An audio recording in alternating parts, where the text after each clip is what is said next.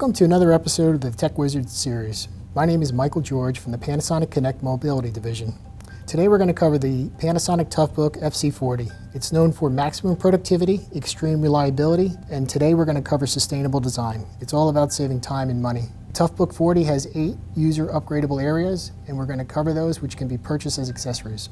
Today's video will cover the removal and installation of the battery. The Panasonic disclaimer: the customer is reliable for any damage to the system or replacement component while servicing the unit. In the event, the customer will be responsible for any and all charges related to the repair of the system by the Panasonic National Service Center.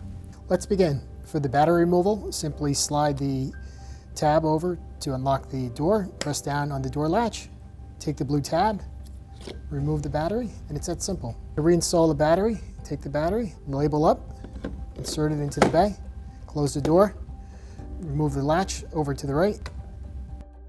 Thank you for joining this episode of the Tech Wizard series. If you have any questions, you can contact Panasonic support at 1-800-LAPTOP5 or email us at toughbook@us.panasonic.com.